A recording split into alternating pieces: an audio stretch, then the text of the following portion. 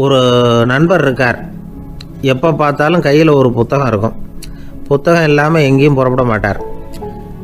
எதுக்காக இப்படி எடுத்துகிட்டு போகிறீங்க அப்படின்னு கேட்டால், எனக்கு இது ஒரு நல்ல நண்பன் மாதிரி, இந்த காலத்தில் எங்கே போனாலும் காத்திருக்க வேண்டியிருக்கு, அது மாதிரி சமயத்தில் நான் நண்பன் கூட பேசிக்கிட்டு இருப்பேன் அப்படிம்பாரான். ஒருத்தர் ஒரு பெரிய அரச பதவியில் இருந்தார். அவர் பதவியிலேருந்து இறங்க வேண்டிய சூழ்நிலை. அரசு கொடுத்துருந்த வீட்டை விட்டுட்டு வெளியில் வர்றார். வரும்பொழுது 2 கையிலையும் 2 பெட்டியை எடுத்துகிட்டு வந்தாராம். சார், உங்களுடைய உடைமைகள் அப்படின்னு கேட்குறாங்க அங்கே இருந்த ஊழியர்கள். இவர் தன்னுடைய கையில் இருக்கிற பெட்டியை காட்டி, இதுதான் என்னுடைய சொத்து அப்படின்னாராம். ஒரு பெட்டியில் அவருடைய உடைகள், இன்னொரு பெட்டியில் அவர் விரும்பி படிக்கிற புத்தகங்கள். அவ்வளோதான். இதுதான் இருந்துதான். புத்தகம் படிக்கிறது மனசுக்கு நல்லதுங்கிறது நமக்கு தெரியும். புத்தக வாசிப்பு உடம்புக்கும் நல்லதுங்கிறாங்க. அது நமக்கு ஆச்சரியமாக தான் இருக்குது. ஒரு நபர் ஒரு வருஷத்தில் சராசரியாக 2000 பக்கங்களை படிச்சிருக்கணுமா, யுனெஸ்கோ பரிந்துரை. ஆனால் நம்ம நாட்டில் நாம் சராசரியாக படிக்கிறது 32 பக்கங்கள். அவ்வளவுதான். இவ்வளவுக்கு நம்ம நாட்டில் 6000த்துக்கும் மேற்பட்ட நாளேடுகள், 2000த்துக்கும் மேற்பட்ட இதழ்கள், மலர்கள், இவ்வளவு இருந்தும் சரியாக வரல. இந்த உலகத்தில் முதல் நூலகம் எங்கே எப்போ ஆரம்பமாச்சு தெரியுமா? கிமு 2500ஆம் ஆண்டில் அது ஆரம்பமாயிருக்குது. பாபிலோனியாவில் அமில் அணு அப்படிங்கிற அரசன் தான் நூலகத்தை உருவாக்கி இருக்கிறான். அப்போல்லாம் தாள் கிடையாது, களிமண் தான். களிமண் பலகைகளில் எழுதி அது தொகுத்து அப்படியே நூலாக்கி அதை நூலகத்தில் வச்சுருப்பாங்களாம். அரசருடைய நூலகத்தில் 1000த்துக்கும் மேற்பட்ட நூல்கள் இருந்ததாக வரலாற்று குறிப்பு இருக்குது. அது மட்டும் இல்லை, அந்த நூலகத்தில் பொருள் வாரியாக, அதாவது சப்ஜெக்ட் வாரியாக புத்தகங்களை வகைப்படுத்தி வச்சுருந்தாங்களாம். அதில் மிச்சம் இருந்த ஒரு 25 களிமண் பலகை புத்தகங்கள் இன்றைக்கும் பிரிட்டிஷ் அருங்காட்சியகத்தில் இருக்குதான். அச்சு தாள் இதெல்லாம் ஏற்பட்டதுக்கப்புறம் அமைக்கப்பட்டது தான் ஃப்ரான்ஸில் இருக்கக்கூடிய பாரிஸ் நூலகம். 1480 ஃப்ரெஞ்சு மன்னர் 11ஆம் லூயி இந்த நூலகத்தை அமைச்சாராம். ஆனால் அப்போல்லாம் அரசர்கள் மட்டும்தான் நூலகத்தை பயன்படுத்த முடியுமா. அதுக்கப்புறம் 17ஆம் நூற்றாண்டில் இந்த முறை மாறி பொதுமக்கள் அங்கே போகலாம், படிக்கலாம் அப்படிங்கிற நிலைமை தான். போட்லியன் நூலகம் அப்படின்னு அதுக்கு பேர், பாரிஸ் நகரத்தில் இருக்குது. அங்கே தான் நூல்களின் பட்டியல் தயாரிப்பு பணி ஆரம்பமாச்சு. கல்வி வளர்ச்சியையும் நூலகத்தையும் இணைச்சவர் நெப்போலியன் போனபார்ட். முன்பணம் செலுத்தி புத்தகத்தை படிக்கிற முறையையும் அவர் தான் கொண்டுட்டு வந்தாராம். மக்கள்கிட்ட வசூலிக்கிற வரியின் ஒரு பகுதியை நூலகத்துக்கு பயன்படுத்தினவரும் அவர் தானா.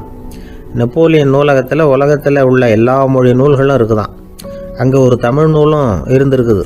அது என்னென்னா கம்பராமாயணம். சோவியத் யூனியனுக்கு படையெடுத்து போனப்போ அங்கேருந்து லட்சக்கணக்கான புத்தகங்களை இந்த பனிச்சறுக்கு வாகனங்கள் இருக்குல்ல, அதில் கொண்டுகிட்டு வந்ததாக வரலாறு. அடுத்தபடியாக குறிப்பிட்டு சொல்லத்தக்க நூலகம் எதுன்னா பிரிட்டிஷ் நூலகம். மிக பழைய கையெட்டு பிரதியெல்லாம் கூட அங்கே இருக்குது. 1753 ஆரம்பமாச்சு. அதில் உள்ள நூல்களை வரிசையாக அடுக்கினா 180 கிலோமீட்டர் நீளத்துக்கு வருமா. மிகப்பெரிய நூலகம் அமெரிக்க தலைநகர் வாஷிங்டனில் இருக்குதான். இந்தியாவை பொறுத்த வரைக்கும் பெரிய பழைய நூலகம் எதுன்னா கல்கத்தா நூலகம். எல்லா இந்திய மொழி நூல்களும் இங்கே உண்டு. மகாகவி பாரதியார் நடத்தின இந்தியாங்கிற இதழின் எல்லா பிரதிகளும் அங்கே பாதுகாப்பாக இருக்குது. படிக்கும் பழக்கம் இங்கே வளர வேண்டியிருக்குது. ஒருத்தர்கிட்ட ஒரு புஸ்தகத்தை கொடுத்து விமர்சனம் எழுத சொல்லியிருந்தாங்க. கொஞ்ச நாள் கழித்து அவரை போய் பார்த்து, என்னங்க புஸ்தகத்தை படித்து பார்த்தீங்களா அப்படின்னு கேட்டாங்களாம். இதுக்கு அவர் சொல்லியிருக்கிறார், இன்னும் நான் படித்து பார்க்கலிங்க, இப்போ தானே விமர்சனமே எழுதி முடிச்சிருக்கிறேன், இனிமே தான் படிக்கணும் அப்படின்னாராம்.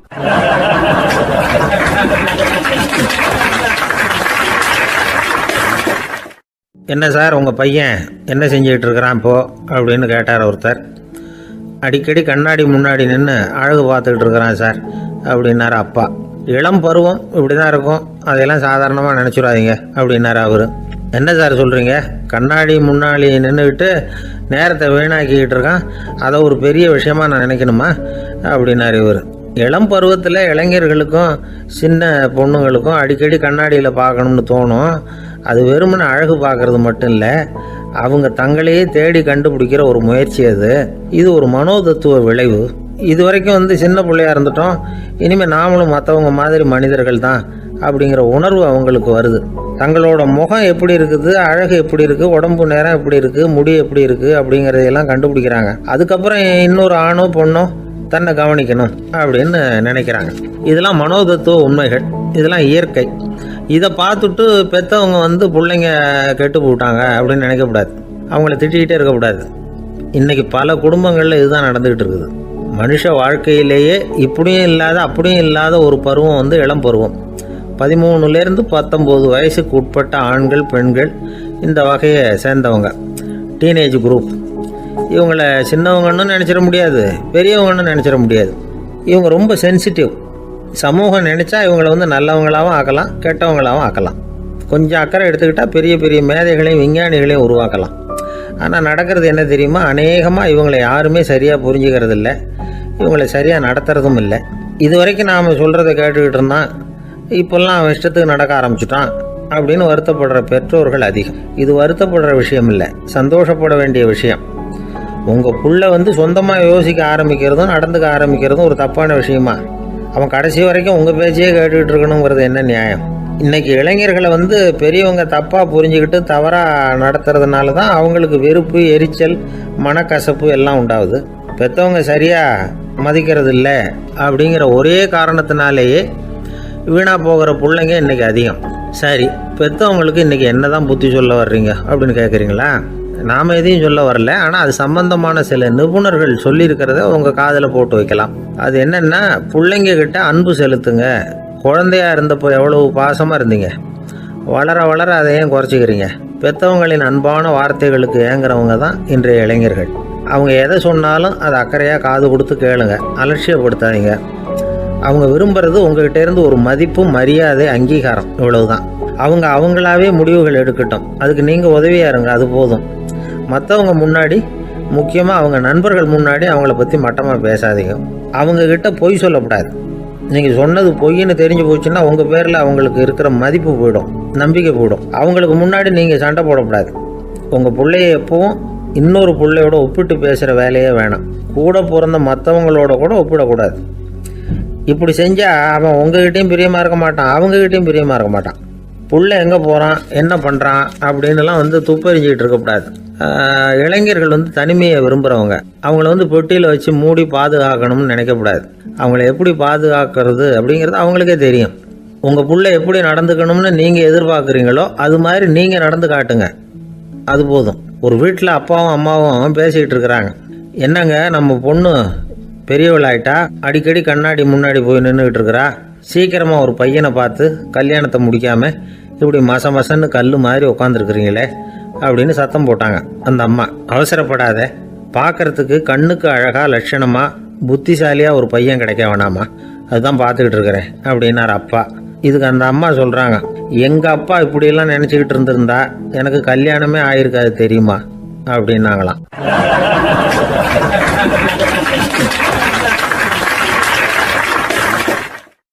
ஒருத்தர் ரொம்பவும் மகிழ்ச்சியாக வந்துக்கிட்டு இருந்தார். என்ன விஷயம்னு விசாரித்தேன். நான் தோற்று போயிட்டேன், அதுதான் மனசுக்கு மகிழ்ச்சியாக இருக்குது அப்படின்னார். எனக்கு இது ரொம்ப ஆச்சரியமாக போச்சு. இந்த உலகத்தில் தோற்று போகிறவங்க யாரும் மகிழ்ச்சியாக இருக்கிறது இல்லை. அப்படி இருக்கிறப்ப இவர் இப்படி சொல்கிறாரே, எங்கே தோற்று போனீங்கன்னு கேட்டேன். அதுக்கப்புறம் தான் அவர் விவரமாக சொன்னார். என்னோட 5 வயசு குழந்தையோட நான் விளையாடிக்கிட்டு இருந்தேன். அந்த விளையாட்டில் என் குழந்தை ஜெயிச்சு விட்டுது, நான் தோற்று போயிட்டேன் அப்படின்னார் ரொம்ப உற்சாகமாக. நான் யோசித்து பார்த்தேன். அதாவது நாம் சின்ன குழந்தையாக இருக்கிறப்போ எந்த விளையாட்டில் கலந்துக்கிட்டாலும் அதில் நாம் தான் ஜெயிக்கணும்னு ஒரு வெறி நமக்குள்ளே இருக்கும். நம்மளை எதிர்த்து விளையாடுறவர் நல்லவரா கெட்டவரா, பெரியவரா சின்னவரா அப்படிங்கிறதெல்லாம் முக்கியம் கிடையாது. அவர் தோற்று போகணும், நாம் ஜெயிக்கணும், அதுதான் முக்கியம். எதிரியை சந்தோஷப்படுத்த விளையாடுகிற கலை அப்போ நமக்கு தெரியறதில்ல. வாழ்க்கையில் ஒரு பக்குவம் வந்ததுக்கு அப்புறம் வெற்றி பெறணுங்கிற மன அழுத்தம் போயிடுது. போட்டியில் ஜெயிக்கணுங்கிறத விட குழந்தையை சந்தோஷப்படுத்தணுங்கிறது முக்கியமாக போச்சு. ஜெயிக்கணுங்கிற வெறி ஓடி போட்டுது. ஒரு குழந்தையாக இருந்தப்போ நம்ம வளர்ச்சிக்கு உதவிய வெறி பெரியவனானதுக்கு பிறகு நமக்கு எதிரியாக மாறுது. அதை சரியான சமயத்தில் நாம் புரிஞ்சுக்கிட்டோம்னா போதும், நாம் பொழைச்சிக்கலாம். ஒவ்வொரு மனுஷனுமே வாழ்க்கையோட அடுத்த கட்ட வளர்ச்சியில் அடி எடுத்து வைக்கிற நேரத்தில் தன்கிட்ட இருந்து ஏதோ ஒரு குணத்தை அல்லது தன் குணம் இருந்த ஏதோ ஒரு உறவை நாம் இழக்கத்தான் வேண்டியிருக்குது. ஒரு கட்டம் வரைக்கும் உதவியாக இருந்த குணம் அடுத்த கட்டத்துக்கு தடையாக கூட மாறிடலாம். இந்த பரிமாண மாற்றத்துக்கு உள்ளாகிற ஒவ்வொருத்தரும் பிரத்யட்சமாக இதை உணர்றாங்க. ஆனால் பல பேர் எப்படின்னா பழசை திறந்துவிட்டு புதிய கொள்கைகளை உருவாக்கிக்கிறதுக்கு இஷ்டம் இல்லாமல் இருந்துடுறாங்க, அல்லது அப்படி செய்ய முடியாமல் தவிக்கிறாங்க. இதையெல்லாம் மீறி அந்த பழசை திறந்துட்டா அதை இழந்ததால் உண்டாகிற மன அழுத்தம் சில காலத்துக்கு வருத்திக்கிட்டு தான் இருக்கும், வேறு வழி இல்லை. ஆரோக்கியமான ஒரு முன்னேற்றத்துக்காக அந்த மன அழுத்தத்தை தாங்கிக்கத்தான் வேணும் அப்படிங்கிறாரு அந்த உலக புகழ்பெற்ற மேதை ஒருத்தர், இந்த ஸ்காட் பெக் அப்படிங்கிறவர். பிறந்த நாள் முதல் இதுதான் சரி அப்படின்னு கற்பிக்கப்பட்டு வந்த ஒவ்வொரு தத்துவத்தையும் தங்களுடைய வளர்ச்சிக்கு தகுந்த மாதிரி மாற்றி அர்த்தப்படுத்தி கொள்ள முடியாமல் வாழ்க்கை சூழலில் அப்படியே அரைப்பட்டு தூளாகிறவர்கள் தான் ரொம்ப தவிக்கிறாங்களாம். இதுதான் அவருடைய கருத்து. பெரும்பாலும் மனிதர்களுடைய நடுத்தர வயசில், அதாவது 30 தாண்டுகிற சமயத்தில் தான் இந்த தவிப்பு உண்டாகுதான். இதை தான் மேற்கத்திய நாடுகளில் அடிக்கடி மிட் லைஃப் கிரைசிஸ் அப்படின்னு சொல்கிறாங்க. அப்பப்போ பழசையெல்லாம் தொலைச்சி விட்டு புதுசாக பிறக்கிறதுக்கு கற்றுக்கணும். ஒவ்வொரு நிமிஷத்தையும் அந்த நிமிஷத்துக்கு ஏற்ற சித்தாந்தம் கொண்டவர்களாக சந்திப்போம் அப்படிங்கிறார் அந்த உளவியல் நிபுணர். இப்படி பழகிக்கிட்டால் வாழ்க்கை இன்பமயம், இல்லைன்னா தவிப்பு மயம்தான். பழசை தொலைக்க முடியாதவர்களில் எத்தனையோ பேர் உண்டு, எத்தனையோ ரகம் உண்டு. அதில் வேடிக்கையான நண்பர்களும் உண்டு. ஒருத்தர் நண்பர் வீட்டுக்கு போனார். அவர் ஏதோ இனிப்பு பலகாரம் கொடுத்து சாப்பிட சொல்லியிருக்கிறாங்க அவங்க வீட்டில். இவர் சாப்பிட்டு பார்த்துட்டு சொன்னாராம், சார் 6 மாதத்துக்கு முன்னாடி ஒரு தடவை இங்கே வந்தேன், அப்போது ஒரு இனிப்பு பலகாரம் கொடுத்தீங்க, அது இதை விட நல்லா இருந்தது சார் அப்படின்னாராம். அப்போ செஞ்ச அதே இனிப்பு பலகாரம் தான் சார் இதுவும் அப்படின்னாராம் அவர்.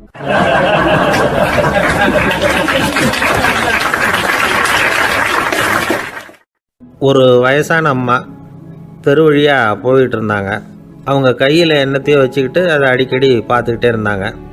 ஒருத்தன் மெதுவாக அவங்கக்கிட்ட போய் கையில் இருக்கிறது என்ன அப்படின்னு எட்டி பார்த்தா அவங்க கையில் 4 பல் இருந்துதான். இவன் ஆச்சரியமாக அந்த அம்மாவை பார்த்தான். ஏம்மா, உனக்கு என்ன பைத்தியமா, ஏது இந்த பல், இதை என்னத்துக்காக கையில் வச்சுக்கிட்டு அலைஞ்சிக்கிட்டு இருக்கிற அப்படின்னு கேட்டிருக்கான். அதுக்கு அந்த அம்மா விவரம் சொல்ல ஆரம்பித்தாங்களாம். இதை பாருப்பா, எனக்கு ஒரு மகன் இருந்தான், அவனை ரொம்ப செல்லமாக வளர்த்தேன்.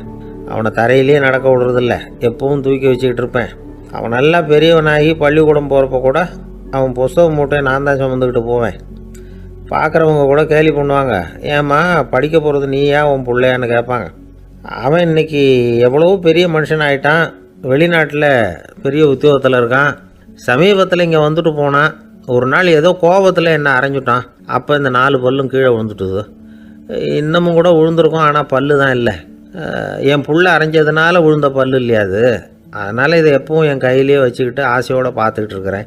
அவன் தான் வெளிநாட்டுக்கு போட்டான், அவனை பார்க்க முடியாத ஏக்கத்தை நான் இந்த பல்லை பார்த்து போக்கிக்கிறேன் அப்படின்னு நாங்களாம் அந்த அம்மா. இந்த கதை எதுக்காகன்னா, தாய் அன்பு அப்படிங்கிறது எப்படிப்பட்டதுங்கிறத புரிஞ்சுக்கிறதுக்காக. கல்யாணம் ஆனதுக்கு அப்புறம் தாயை மறந்து விடுறவங்க எத்தனை பேர் இந்த உலகத்தில், அவங்க காதில் வேணுங்கிறதுக்காக தான் இந்த தகவல்.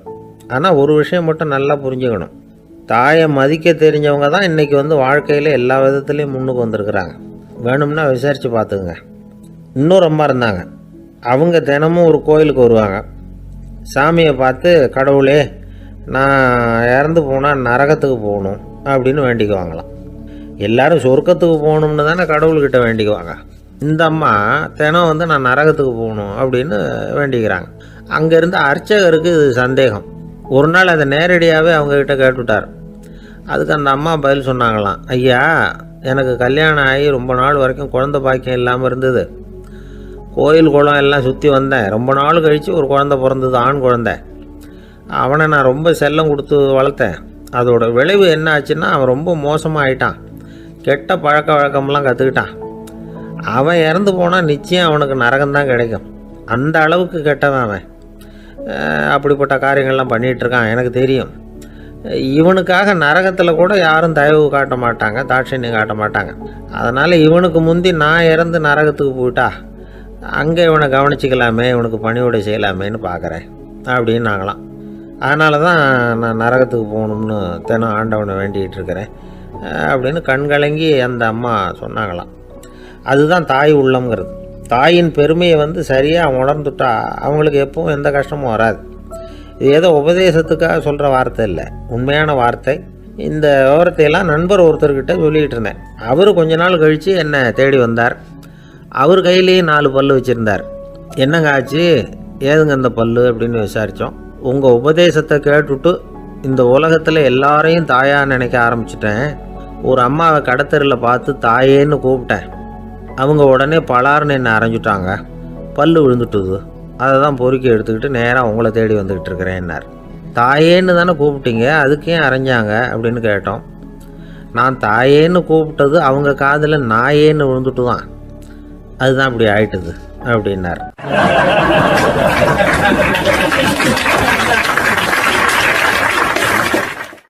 ஐயா, என்னுடைய நூல் வெளியீட்டு விழாவுக்கு அவசியம் நீங்கள் வரணும் அப்படின்னு கூப்பிட்டார் ஒருத்தர். எப்போ வரணும்னு கேட்டேன். அடுத்த வாரம்னார். சரி, புத்தகம் தயாராகிட்டுதா அப்படின்னேன். நாளைக்கு தான் அச்சிக்க கொடுக்க போகிறேன்னார். என்னங்க இது, புத்தகம் அச்சிடுறதுக்கு முன்னாடியே அழைப்புதழை வந்து அச்சடிச்சு விட்டீங்களே அப்படின்னு கேட்டேன். அதனால் என்னங்க, அந்த காலம் மாதிரி அப்போல்லாம் அச்சுக்கலை வந்து எவ்வளவோ முன்னேறியாச்சுங்க. Linotype, monotype, phototype, laser, இப்படி என்னென்னமோ வந்தாச்சு. இன்றைக்கி கொடுத்தா நாளைக்கே புத்தகம் தயார் அப்படின்னார். இப்படி இந்த அளவுக்கு முன்னேறி இருக்கிற இந்த அச்சுக்கலை ஆரம்பத்தில் எப்படி இருந்தது தெரியுமா? அந்த காலத்தில் காகிதம்னா என்னென்னே தெரியாது. அப்படி ஒன்று கண்டுபிடிக்கப்படவே இல்லை. அப்போல்லாம் எதையாவது ஒன்று எழுதணும்னா அதுக்கு ஆட்டு தோலை தான் பயன்படுத்தி இருக்கிறாங்க. கண்ணுக்குட்டி தோல் கூட அதுக்கு உபயோகப்பட்டு தான். ஐரோப்பாவில் இருந்த பாதிரியார்கள் தோலில் எழுதப்பட்ட புத்தகத்தை தயாரிக்கிறதுல ரொம்ப கெட்டிக்காரங்களாம். எகிப்து, அப்புறம் மத்திய தரைக்கடல் ஓரத்தில் உள்ள நாடுகள், இங்கெல்லாம் தோல் தான் எழுதுபொருளாக பயன்பட்டு வந்திருக்குது. ஆனால் நம்ம நாட்டில் ஓலைச்சுவடிகளை எழுத்துக்கு பயன்படுத்தி இருக்கிறாங்க. எழுதுறதுக்கு தோலை பயன்படுத்தினவங்க பிறகு பேப்பரைஸ் அப்படிங்கிற கோரை புல்லை வந்து அதுக்கு பயன்படுத்தினாங்களாம். இதெல்லாம் அப்படி கொஞ்சம் கொஞ்சமாக கண்டுபிடிச்சிட்டு வந்திருக்கிறாங்க. அந்த புல்லை வந்து கச்சிதமாக நறுக்க வேண்டியது, நல்லா பதப்படுத்த வேண்டியது, அதுக்கப்புறம் அதில் எழுத வேண்டியது, அவ்வளவுதான். பேப்பருங்கிற சொல்லே இந்த பேப்பைரஸ் அப்படிங்கிறதுலேருந்து வந்தது தான். அதுக்கப்புறம் தான் காகிதம் வந்தது. இதை முதல்ல சீன நாட்டில் தான் கண்டுபிடிச்சாங்க. அது வந்த பிறகு அச்சு எந்திரம் கண்டுபிடிக்க வேண்டிய அவசியம் ஏற்பட்டது. அதை கண்டுபிடிச்சவர் ஜெர்மானிய அறிவியல் அறிஞர் ஜான் கூட்டன்பர்க். அச்சு கலைக்கு அடித்தளம் அமைச்சவர் அவர் தான். ஜெர்மனியில் மெயின்ஸ் அப்படிங்கிற ஊரில் 1399 பிறந்தார். அவரோட மாமன் ஒருத்தர் உலோக வேலையில் வல்லவர். அவர்கிட்ட அந்த வேலையை கற்றுக்கிட்டார். அதோட வைர கற்களை வந்து பட்டை தீட்டுறதுலேயும் ரொம்ப தேர்ச்சி பெற்றிருந்தார். இளம் வயசுலேயே சும்மா இருக்க மாட்டாராம். எதை செஞ்சாலும் அதை திறமையாக செய்வாராம். அவர் தான் முதல்ல மர அச்சு எழுத்துக்களை உருவாக்கினார். அது மேலே மை தடவி பிரதிகள் எடுத்தார். அதுக்கப்புறம் உலோக எழுத்துக்கள், முதல்ல காரியம், அப்புறம் இரும்பு, அப்புறம் கலப்பு உலோகம், பிறகு அச்சடிக்கிறதுக்கு எந்திரம் ஒன்றையும் உருவாக்கினார். முதல்ல பைபிள் அச்சடித்தார். 1468 அவர் இறந்து போனார். 16ஆம் நூற்றாண்டில் மேலை நாடுகளிலிருந்து மர எழுத்துக்களை கொண்டுகிட்டு வந்து தமிழ்நாட்டில் கிறிஸ்துவ நூல்களை அச்சிட்டாங்க. அப்போல்லாம் வந்து அச்சகங்கள் வந்து போதிய அளவுக்கு இங்கே இல்லை. அதுக்கு என்ன காரணம்னா, இந்தியர்கள் வந்து அச்சகங்களை நடத்தக்கூடாது அப்படின்னு சட்டம். 1835 வரைக்கும் அந்த சட்டம் வந்து நடைமுறையில் இருந்தது. இந்த நிலைமையில் அங்கேயும் இங்கேயுமா 1-2 அச்சகங்கள் ஆரம்பமாச்சு. 1713 தரங்கம்பாடியில் லூத்தரன் மிஷன் அச்சகம், அதே ஆண்டில் சென்னையில் எஸ்பிசிகே அச்சகம். இது ரெண்டும் தான் இந்தியாவில் முதல்ல தொடங்கப்பட்ட அச்சகங்கள். ஆட்டுத்தோல்லையும் ஓலைச்சுவடியிலையும் எழுதப்பட்ட எழுத்துக்கள் இன்றைக்கி எங்கேயோ போயிட்டுது. ஆனால் நம்ம ஊரில் எழுத்தாளர்கள் நிலைமை தான் ஒன்றும் சொல்லிக்கிறது மாதிரி இல்லை. நம்ம ஆள் ஒருத்தர் சொன்னார், சார், நான் சொந்தத்தில் ஒரு அச்சாபீஸ் வச்சுருந்தேன், இப்போவும் வச்சுருக்கிறேன். அதனால் என்னுடைய படைப்புகளை புத்தகமாக வெளியிடுறதுல எனக்கு ஒன்றும் கஷ்டம் இல்லை. வருஷத்துக்கு ஒரு புத்தகம் எழுதி வெளியிட்டுருவேன். 15 வருஷமாக இலக்கிய உலகத்துக்கு இப்படி சேவை செஞ்சுக்கிட்டு வர்றேன். ஆனால் இந்த வருஷம்தான் வாசகர்கள் வந்து எனக்கு பாராட்டு விழா நடத்தியிருக்கிறாங்க அப்படின்னார். இந்த வருஷம் அப்படி என்ன விசேஷம் அப்படின்னு கேட்டோம். இந்த வருஷம்தான் நான் எந்த புத்தகம் எழுதி வெளியிடாமல் இருந்தேன், அதுக்காகத்தான் எனக்கு இந்த பாராட்டு விழா அப்படின்னார்.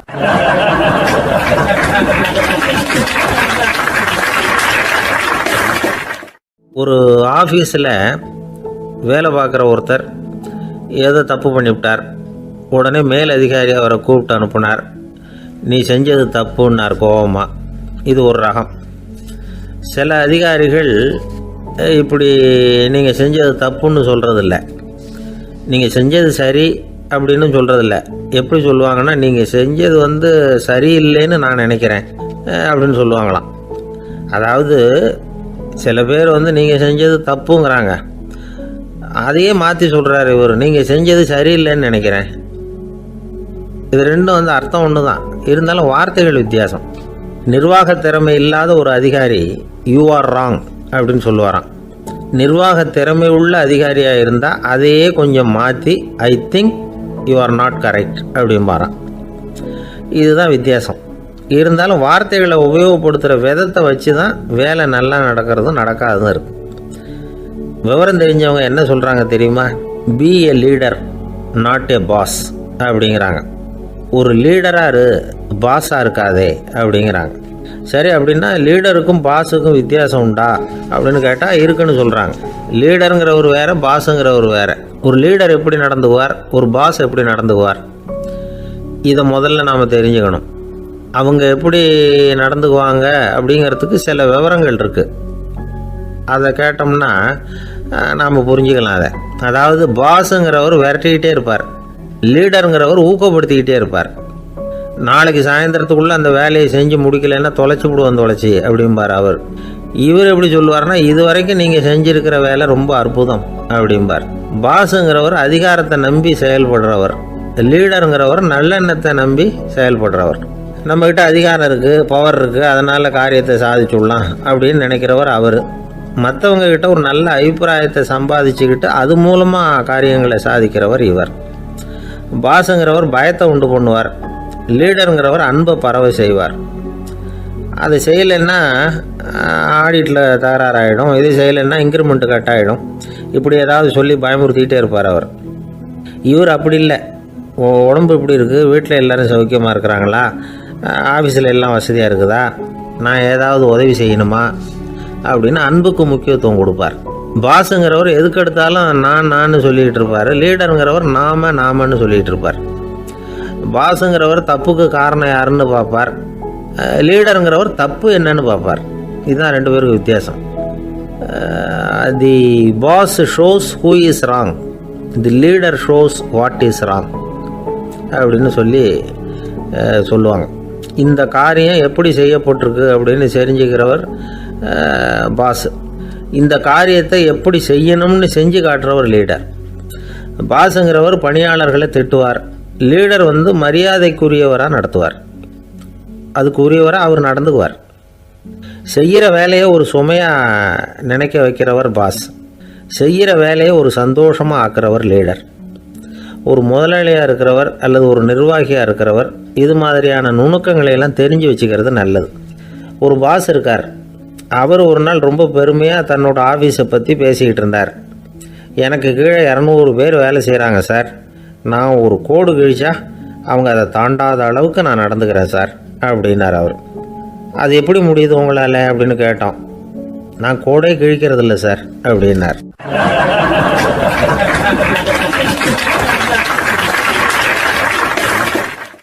ஊருக்கு வெளியில் அமைதியான ஒரு இடம், அங்கே ஒரு ஆசிரமம், அங்கே ஒரு சாமியார்.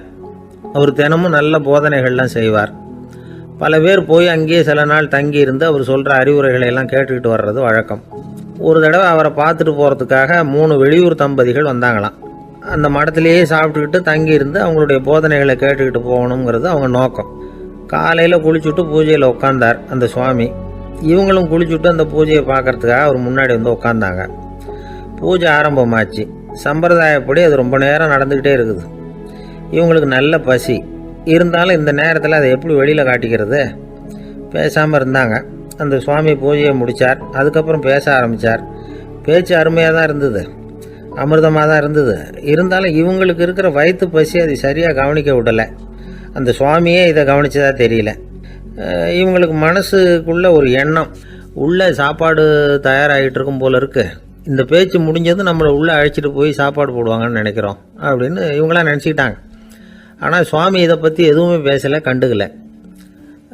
ஒரு அம்மாவால் அதுக்கு மேலே சும்மா இருக்க முடியுமா? முடியல. சாப்பாட்டை கவனிக்கலாமா அப்படின்னு சொல்லி மெதுவாக ஆரம்பித்தாங்க. கவனிக்கலாமே அப்படின்னு உள்ளே அழைச்சிட்டு போனார் சுவாமி. இவங்க ரொம்ப அவசரமாக எழுந்திருச்சு உள்ளே ஓடினாங்க. அங்கே ஒரு மேஜை மேலே ஒரு கிண்ணம் மூடி இருந்தது. இதுதான் சாப்பாட்டு மேஜை போல இருக்கு, இங்கே சாப்பாடு வந்துடும் அப்படின்னு நினச்சாங்க. உடனே போய் சுற்றி உட்காந்துக்கிட்டாங்க. சுவாமி அந்த கிண்ணத்தை எடுத்து அந்த அம்மா கிட்ட கொடுத்தார். அவங்க அதை வாங்கி மூடியை திறந்து பார்க்குறாங்க. உள்ளே ஒரு சாவி இருக்குது. சரிதான், இது சமையலறை சாவி போல இருக்கு. அங்கே போய் அதை திறந்து சாப்பாட்டை நாமே எடுத்துக்கிட்டு வந்து இங்கே வச்சுக்கிட்டு சாப்பிட்ணும் போல இருக்கு அப்படின்னு நினச்சாங்க. சாவி இருக்கு இல்லையா, வாங்க பூட்டு நிறையா காட்டுறேன் அப்படின்னு சுவாமி அவங்கள அழைச்சிட்டு போனார், காட்டினார். இவங்க அந்த அறையை ரொம்ப அவளோடு திறந்தாங்க. உள்ளே பார்த்தா அங்கே அரிசி, பருப்பு, விதவிதமான காய்கறி எல்லாம் இருக்குது. சமையலுக்கு வேண்டிய மிளகாய், எண்ணெய், பால், தயிர், நெய் இப்படி எல்லாமே இருக்குது. அடுப்பு, விறகு, நெருப்பு போட்டி அது கூட அங்கே இருக்குது. சாப்பாடு தயாராக இருக்கும்னு நினச்சிக்கிட்டு போனால் இப்படி இருக்குதே அப்படின்னு சொல்லி அதை பார்த்ததும் ரொம்ப சோர்ந்து போட்டாங்க அவங்க. சுவாமி, என்ன இது சாப்பாடு இல்லையா அப்படின்னாங்க. அதுதான் சாப்பாட்டுக்கு வேண்டிய எல்லாம் இங்கே இருக்குதே. அடுப்பு மூட்டி நீங்கள் தான் அவங்கவுங்க ருசிக்கு தகுந்த மாதிரி சமைச்சிக்கணும். இந்த சன்னியாசிக்கு எப்படி சமைக்க தெரியும் அப்படின்னு கேட்டார் சுவாமி. சாப்பாடு தயாராக இருக்கும்னு நாங்கள் எதிர்பார்த்தோம் அப்படின்னாங்க. நீங்கள் இப்படி சொல்லுவீங்கன்னு நானும் எதிர்பார்த்தேன். இது வரைக்கும் நான் எவ்வளவோ தத்துவம்லாம் எடுத்து சொன்னேன். எல்லாத்தையும் விட இதுதான் அனுபவபூர்வமான தத்துவம். ஆண்டவன் நமக்கு நல்ல மனசை கொடுத்துருக்குறான், நல்ல வாய்ப்புகளையும் தந்திருக்கிறான், அதையெல்லாம் பயன்படுத்திக்கக்கூடிய மூளையையும் சிந்தனையையும் கொடுத்துருக்குறான். அதனால் அடுப்பை தான் நீங்கள் மூட்டணும். அடுப்பை நீங்கள் தான் மூட்டணும். உங்களுக்கு உகந்ததை நீங்கள் தான் சமைச்சு ருசித்து அனுபவிக்கணும். ஆண்டவனே அதை செஞ்சுக்கிட்டு இருக்க மாட்டான் அப்படின்னாரான் அந்த சுவாமி. நம்முடைய வாழ்க்கையில் பல நல்ல பலன்களை பெறுறதுக்கு நாம் தான் முயற்சி பண்ணணும். அதுக்குரிய சூழ்நிலையை தான் ஆண்டவன் கொடுப்பானே தவிர அதை விளக்கிறதுக்காக தான் அந்த சுவாமி அப்படி செஞ்சு காட்டியிருக்கிறார். இது ஒரு பெரியவர் இப்படி ஒரு விளக்கம் கொடுத்தார். அதுக்கப்புறம் அந்த 3 தம்பதிகளும் தெளிவடைஞ்சுட்டாங்களாம். நாம் தெளிவடைகிறது எப்போங்கிறது தான் தெரியல அப்படின்னு பல பேர் இதை கேட்டுட்டு சொல்லிகிட்டு இருக்கிறாங்க. இந்த கதையை நம்முடைய நண்பர் ஒருத்தர்கிட்ட சொன்னேன். அந்த நண்பர் ரொம்ப சந்தோஷப்பட்டார். நீங்கள் சொல்கிறது கரெக்டு சார், ஆனால் நான் அதை விட ஒரு படி மேலே சார். எனக்கெல்லாம் அரிசி, பருப்பு இருக்கிற ரூம் எதுன்னு கையை காட்டிட்டா போதும்.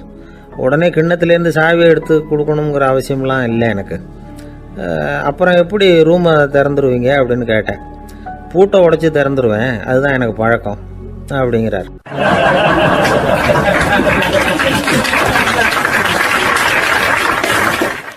ஒருத்தர் மனசில் நிம்மதி இல்லாமல் உட்காந்துருந்தார். என்ன சார் விஷயம் அப்படின்னு விசாரித்தேன். அகலக்கால் வச்சுட்டேன், அதுதான் அவதிப்படுறேன்னார். விவரமாக சொல்லுங்கன்னு.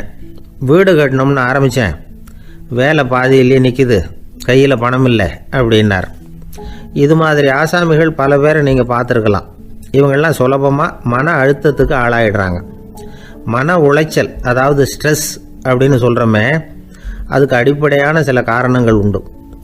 அதாவது மிகையாக திட்டமிடுதல் அப்படிங்கிறதும் ஒரு முக்கியமான காரணம். நடைமுறை சாத்தியம் என்னங்கிறத மனசில் வச்சுக்கிட்டு எந்த திட்டத்தையும் தீட்டணும், அப்போ தான் அது சரியாக வரும். 2வது காரணம் என்ன தெரியுமா? ஒரே நேரத்தில் பல்வேறு செயல்களில் ஈடுபடுறது. தொலைபேசியில் பேசிக்கிட்டே கையில் இருக்கிற கடிதத்தை படிச்சுக்கிட்டே எதிரில் உட்காந்துக்கிட்டு இருக்கிறவருக்கும் அப்பப்போ பதில் சொல்லிக்கிட்டு மனசில் பல்வேறு சிந்தனைகளை அப்படியே ஓட விட்டுக்கிட்டு இருக்கிறது, இதுவும் மன அழுத்தத்தை உண்டாக்குது. 3வது காரணம், எதிலேயும் வெற்றி மட்டும் எதிர்பார்க்குற ஒருதலைப்பட்சமான ஆர்வம்.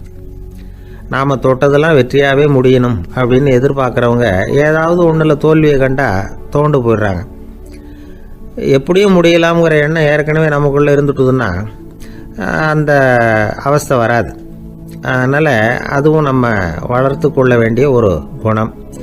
மன உளைச்சல் ஏற்படுறதுக்கு இன்னொரு காரணம், எதையும் வேகமாக செஞ்சுடணும் அப்படிங்கிற துடிப்பு. அந்த துடிப்பே மனசை அழுத்த ஆரம்பிச்சிடும். எந்த ஒரு காரியத்திலையும் தாமதமோ இடையூறோ ஏற்பட்டால் அதை பொறுத்துக்கிற மனப்போக்கம் வேணும். அது இல்லாதவங்க அழுத்தத்துக்கு ஆளாயிடுறாங்க. சில பேர் வேலைன்னு எந்த நேரம் பார்த்தாலும் வேலையே கதின்னு கிடப்பாங்க. பொழுதுபோக்குக்கோ உடற்பயிற்சிக்கோ குடும்பத்தில் உள்ளவங்க அல்லது நண்பர்கள் கூட கலந்துரையாடவோ கொஞ்சம் கூட நேரம் ஒதுக்க மாட்டாங்க.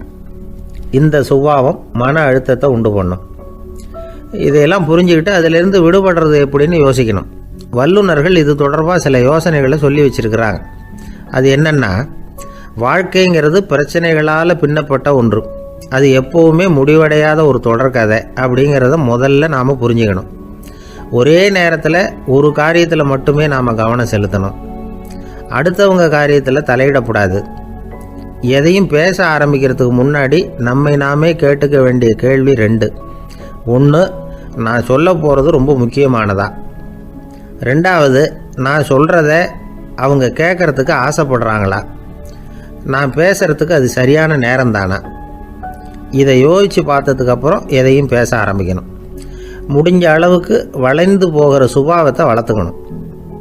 நம்ம நேரம் விலை மதிப்பு இல்லாதது, அதை வீணாக்கக்கூடாது. சிரிக்க தெரியலனாலும் பரவாயில்ல, முகத்தில் கொஞ்சம் புன்முறுவலாவது காட்டணும். இதெல்லாம் ரொம்ப முக்கியம். அடுத்தவங்க ஏதாவது செஞ்சால் உடனே நன்றி சொல்ல மறக்கக்கூடாது. தினமும் கொஞ்சம் நேரத்தை தனிமையில் செலவு பண்ணணும். மன உளைச்சலிருந்து விடுபடுறதுக்கு 3 முக்கிய வழிகள் சொல்கிறாங்க. அதை சுருக்கமாக ரெட் அப்படின்னு சொல்கிறாங்க. RED ஆங்கில எழுத்தில். அந்த முதல் எழுத்து R, அது என்னென்னா ரிலாக்ஸேஷன், அதாவது இடை ஓய்வு. 2வது E எக்ஸர்சைஸ், உடற்பயிற்சி. 3வது டயட், திட்டமிட்ட உணவு முறை. அதனால் தியானம், மூச்சு பயிற்சி இதெல்லாம் இந்த இடை ஓய்வுக்கு வழிகள். எந்த வேலையையும் தொடர்ந்து செய்யக்கூடாது. எல்லார்கிட்டையும் கலகலப்பாக பழகணும். மாதத்துக்கு ஒரு நாளாவது குடும்பத்தோடு வெளியில் போயிட்டு வரணும். சுலபமான உடற்பயிற்சிகளை செய்யலாம். உடற்பயிற்சிங்கிறது நமக்காக நாம் செய்கிற ஒரு நீண்டகால முதலீடு அப்படின்னு சொல்லுவாங்க. அதாவது லாங் டேர்ம் இன்வெஸ்ட்மெண்ட்டாக. அளவோடு சாப்பிட்ணும், மெதுவாக சாப்பிட்ணும். இதெல்லாம் கொஞ்சம் மனசில் வச்சுக்கிட்டு நடந்துக்கிட்டால் மகிழ்ச்சியாக வாழலாம். சில பேர் சாப்பாட்டு விஷயத்தில் ரொம்ப அக்கறை எடுத்துக்கிறது உண்டு. ஒரு குண்டு ஆசாமி சாப்பிட உக்காந்தார். முதல்ல ஒரு மாத்திரை சாப்பிட்டார். எதுக்குன்னு கேட்டோம். பசி எடுக்கிறதுக்குன்னார். சாப்பிட்டு முடித்தார். பிறகு மறுபடியும் ஒரு மாத்திரை சாப்பிட்டார். இது எதுக்குன்னு கேட்டோம். சாப்பிட்டது ஜீரணமாகறதுக்கு அப்படின்னார்.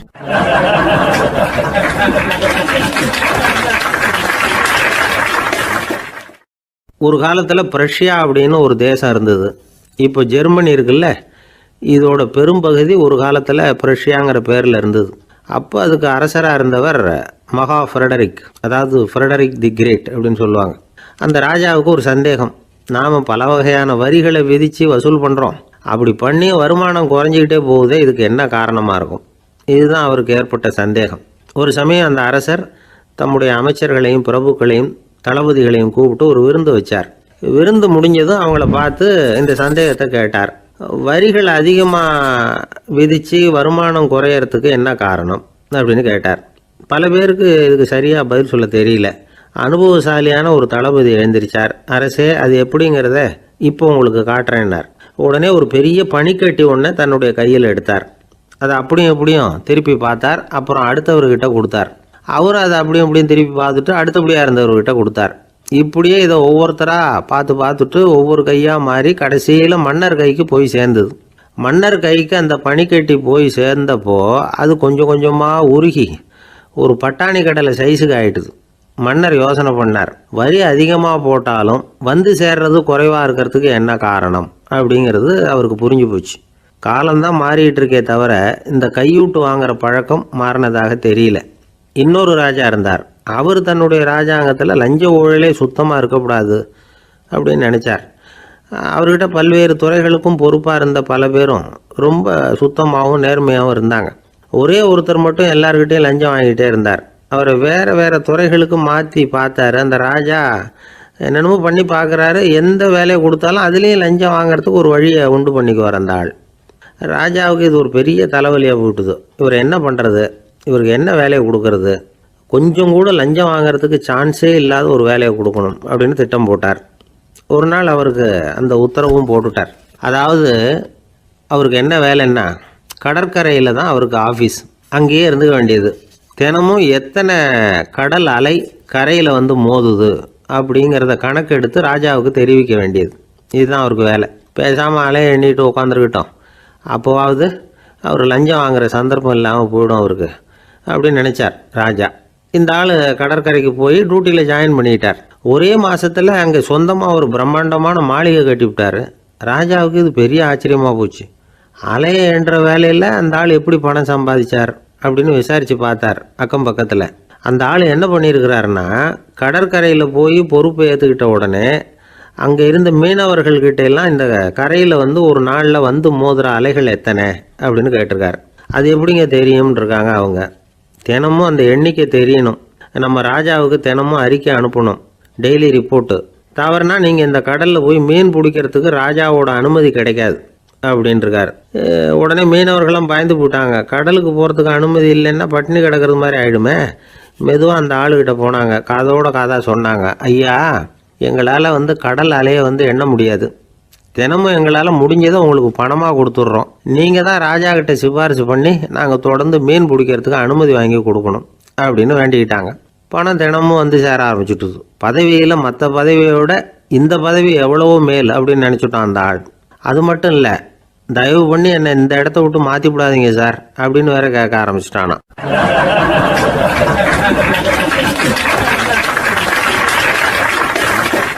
என் நண்பர் ஒருத்தர் ஆழ்ந்த சிந்தனையில் இருந்தார். என்ன யோசனை பண்ணுறீங்கன்னு கேட்டேன். தலைவர் ஆகணும்னு பார்க்குறேன், அதுதான் என்ன வழின்னு யோசிச்சுக்கிட்டு இருக்கேன்னார். நான் கூட அது மாதிரி யோசித்து பார்த்தேன். அதுக்கப்புறம் அந்த யோசனையை கை விட்டுட்டேன் அப்படின்னோம். ஏன்னு கேட்டார். அதுக்கான தகுதிகள் நமக்கு இல்லைங்கிறது புரியுது. அது நமக்கு புரிகிறத விட நம்ம விட மற்றவங்களுக்கு நல்லா புரிஞ்சு போச்சு. அதனால் பேசாமல் கம்முன்னு இருந்துடுறது தான் நல்லது அப்படின்னோம். தலைவர் ஆகிறதுக்கு தகுதிகள் வேறு உண்டோ அப்படின்னு கேட்டார். அவர் யதார்த்தமாக தான் கேட்குறார். நாங்கள் உடனே எங்ககிட்ட இருந்த ஒரு புத்தகத்தை எடுத்து அவர்கிட்ட கொடுத்தோம். படித்து பாருங்கன்னு. தலைவர் ஆகிறதுக்கு என்ன வழி அப்படிங்கிறத பற்றி அதில் போட்டிருக்கிறாங்க. முதல் வழி என்ன தெரியுமா? ஒரு 4 பேர் முன்னாடி இல்லைன்னா ஒரு கூட்டத்துக்கு முன்னாடி நீங்கள் பேச போகிறீங்க. அப்போ எப்படி ஆரம்பிக்கணும்னா, உண்மையான புகழ்ச்சி, நேர்மையான பாராட்டு, இதோடு ஆரம்பிக்கணும். எடுத்ததுமே அது சரியில்லை இது சரியில்லைன்னு பேசிகிட்டு இருக்கக்கூடாது. மக்களை பார்த்து நீங்கள் தான் தப்பு பண்ணிவிட்டீங்க அப்படின்னு நேரடியாக சொல்லக்கூடாது. தவறு இருந்தாலும் அதை வந்து மறைமுகமாக ஏதாவது கதை சொல்லி அதிலிருந்து அவங்க புரிஞ்சுக்கிற மாதிரி செய்யணும். அடுத்தவங்க பண்ண தப்பு என்னன்னு அலசறதுக்கு முன்னாடி நீங்கள் பண்ணின தப்பு என்னங்கிறத பற்றியே பேசுங்க. எதுக்கும் நேரடியாக உத்தரவு போட்டுக்கிட்டு இருக்கக்கூடாது. இதை நீங்கள் செய்யணும் அப்படின்னு சொல்கிறதுக்கு பதிலாக நீங்கள் இப்படி செஞ்சால் எப்படி இருக்கும் அப்படின்னு கேள்வி மாதிரி கேட்கணுமா. இப்படி கேட்டால் அது உத்தரவு மாதிரி தெரியாதான். அடுத்தவங்க மரியாதையை காப்பாற்றுறது மாதிரி பேசணுமா. உங்கள் பேச்சு இன்னொருத்தரை வந்து அவமானப்படுத்துறது மாதிரி இருக்கக்கூடாதான். ஏண்டா இவங்ககிட்ட போய் மாட்டிக்கிட்டோம்னு யாரும் நினச்சிடக்கூடாது. ஒவ்வொரு சின்ன வளர்ச்சியையும் பாராட்டணும். வெற்றி வந்து சாதாரணமாக இருந்தாலும் பாராட்டாமல் இருந்துடக்கூடாது. பாராட்டும் பொழுது தாராளமாக இருக்கணும். குறை சொல்லும் பொழுது கவனமாக இருக்கணும். வாய்க்கு வந்தபடி பேசிவிட்டா அதுக்கப்புறம் வகையாக மாட்டிக்கிட்டு முழிக்க வேண்டியிருக்கும். நீங்கள் பேசுகிறது இன்னொருத்தருக்கு ஒரு கௌரவத்தையும் மரியாதையும் உண்டு பண்ணுறது மாதிரி இருக்கணும். நீங்கள் பேசுகிறது அடுத்தவங்களுக்கு இருக்கிற கொஞ்ச நெஞ்ச மரியாதையும் எடுத்து விடுறது மாதிரி இருக்கக்கூடாது. உங்கள் பேச்சை கேட்டால் கேட்குறவங்களுக்கு ஒரு ஊக்கம் வரணும், உற்சாகம் வரணும். தவறு எதுவாக இருந்தாலும் அதை சுலபமாக திருத்திக்கலாம், சரி பண்ணிக்கலாங்கிறது மாதிரி இருக்கணும் உங்கள் பேச்சு. அடுத்தவங்களை சந்தோஷப்படுத்துங்க. உங்கள் யோசனையை கேட்டு நடந்துக்கிறதுனால அந்த சந்தோஷம் அவங்களுக்கு கிடைக்கணும். இந்த தகுதியெல்லாம் உங்ககிட்ட இருந்தால் நீங்கள் ஒரு சிறந்த தலைவராகலாம் அப்படின்னு அந்த புஸ்தகத்தில் போட்டிருக்கு. இந்த காலத்தில் வந்து தலைவர் ஆகிறதுக்கு வேறு சில தகுதிகள்லாம் கூட தேவைப்படுது. ஒரு புள்ள வந்து தன்னுடைய அப்பா கிட்ட, அப்பா உன்ன மாதிரியே நானும் அரசியலில் சேரணும், தலைவர் ஆகணும்னு ஆசைப்படுறேன், இன்னையிலேருந்து எனக்கு அரசியல் பாடம் கற்றுக் கொடு அப்படின்னு கேட்டிருக்கான். அவரும் சரின்னு சொல்லிவிட்டு ஒரு பெரிய ஏணி எடுத்துகிட்டு வந்தாரான். ஒரு செவுத்தில் சாத்தினார். இந்த ஏணியில் ஏறி உயர போய் அங்கே பரன் மேலே இருக்கிற ஒரு புத்தகத்தை எடுத்துகிட்டு வாடான்னு இருக்கார். மகனை பார்த்து, அப்பா ஏணி ரொம்ப உயரமாக இருக்குது, நீ ஜாக்கிரதையாக இதை பிடிச்சிக்கோ, நான் ஏறி போகிறேன் அப்படின்னு நான் பையன். பயப்படாத, நான் பார்த்துக்கிறேன்னார் அப்பா. பையன் ஏணியில் ஏறினா உச்சிக்கு போனதும் அப்பா கையை எடுத்துட்டார். ஏணி அப்படியே சரிஞ்சுட்டுது. பையன் பொத்துன்னு கீழே விழுந்துட்டான். இடுப்பு பிடிச்சிக்கிட்டே எழுந்திரிச்சான். என்னப்பா இது, இப்படி என்னை ஏற விட்டுட்டு கையை விட்டுட்டியே, இப்படி கைவிடலாமா அப்படின்னு கத்தியிருக்கான். அப்பா நிதானமாக சொன்னாராம், அவசரப்படாதப்பா, அரசியலில் இதுதான் முதல் பாடம், பெத்த அப்பனாக இருந்தாலும் அவனை நம்பாதே அப்படின்னு உபதேசம் பண்ண ஆரம்பித்தாரான்.